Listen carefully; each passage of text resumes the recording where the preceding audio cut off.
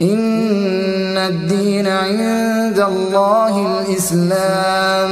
کرنے کے لیے لوگ آتے تھے تو کئی لوگ یہ سمجھتے تھے کہ حج کا سفر چونکہ عبادت کا سفر ہے، لہذا اس سفر میں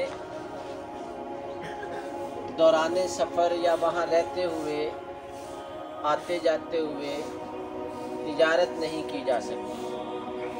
تو اللہ تعالیٰ نے یہاں اس مسئلے کو واضح فرمایا ہے کہ حج کے سفر میں تم اگر اپنے علاقے سے کوئی چیز جو تم بناتے ہو اور اچھی ہے وہ اپنے ساتھ لے جا کے وہاں دنیا کے لوگوں کو بیچ دیتے ہو اور آمدنی حاصل کرتے ہو تو کوئی حرج نہیں ہے۔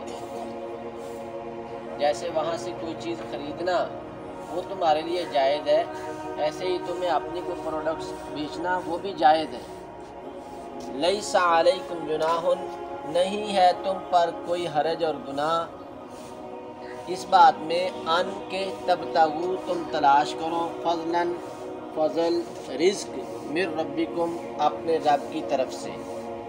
حج کے سفر میں اگر تم خرید و فروخت کرو تو تم پر کوئی حرج اور گناہ نہیں ہے۔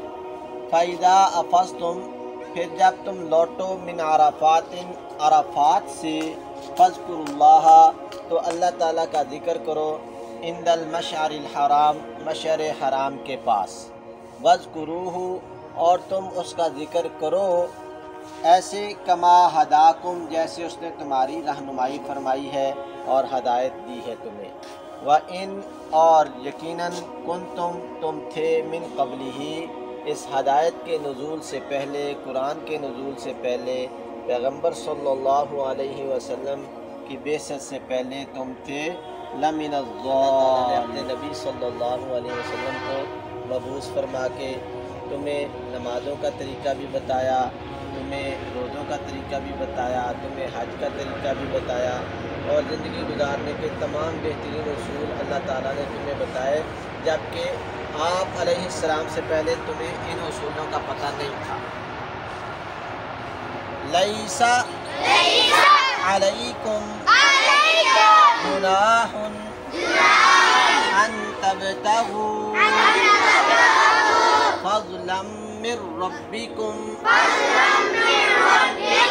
فَإِذَا أَفَضْتُم من عرفات فاذكروا الله عند المشعر الحرام واذكروه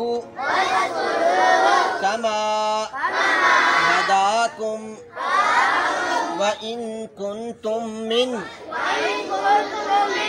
قبله لمن الضالين۔